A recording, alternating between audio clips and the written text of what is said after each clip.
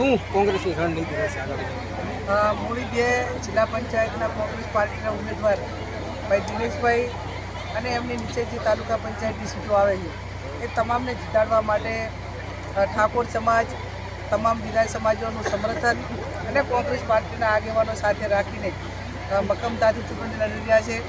હું પણ છેક બનાસકાંઠાથી એક સમાજની જવાબદારી, પાર્ટીની જવાબદારી એ બંનેને માન આપીને દિનેશભાઈને એમની સમગ્ર ટીમ જીતે એના માટે કરીને મૂળી જે બે છે એમાં તમામ જે ગામો આવે છે ગામના તમામ મતદારોને વિનંતી કરી છે અને મને 100% ભરોસો છે કે ઠાકોર સમાજના 14,000 વોટ હોય એ એકલા વોટે ન જીતી શકાય, પણ તમામ સમાજોનું સમર્થન લેવું પડે. ભારતીય જનતા પાર્ટી કે જે વર્ષોથી ભાજપમાં મજૂરી કરી હોય એવા મજબૂત આગેવાનો હોય, મજૂરી કરી હોય, એ પાર્ટીમાં ટિકિટ માટે હકદાર હોય છતાં પણ એમને ટિકિટ ના આપે અને ગમે તે લોકો ગમે એટલાને પાર્ટીમાં એન્ટ્રી કરી હોય અને તરત ને તરત પૈસાના પાવરથી કે અન્ય રીતે ટિકિટ મેળવીને જે સાચા પાર્ટીના કાર્યકરો હોય છે એમને અન્યાય કરવા માટેનો પ્રયત્ન કર્યો છે.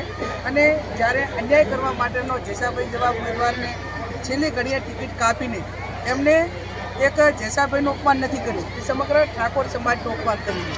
અને એટલા માટે કરીને આખો સમાજ એક મળીને દિનેશભાઈને સમર્થન કરે છે, બીજા સમાજોને વિનંતી કરશે અને 26મી તારીખે જે મતદાન છે એ મતદાનમાં કોંગ્રેસ પાર્ટીને સમર્થન આપીને જીતાડશે. હું આપના માધ્યમથી અહીંનું જે મૂળી તાલુકાનું વહીવટી તંત્ર હોય, પોલીસ હોય કે અન્ય જે લોકો અસામાજિક તત્વો હોય કે પાર્ટીના, ભારતીય જનતા પાર્ટીના સત્તામાં બેઠેલા લોકો એ ક્યાંક ને ક્યાંક હેરાન કરવા માટેના પ્રયત્નો ના કરે અને એટલા માટે ન કરે કે એમની જવાબદારી એ લોકશાહી ઢબે ચૂંટણી કરાવવાની જવાબદારી છે, ચાહે પોલીસ હોય કે વહીવટી અધિકારીઓ હોય. પણ છતાં ક્યાંક પણ કોંગ્રેસના કાર્યકરને, ઠાકોર સમાજને કે અમારા ઉમેદવારને હેરાન કરવાનો પ્રયત્ન કર્યો તો એમ ના સમજે કે ઉમેદવારો એકલા છે, સમાજ એકલો છે.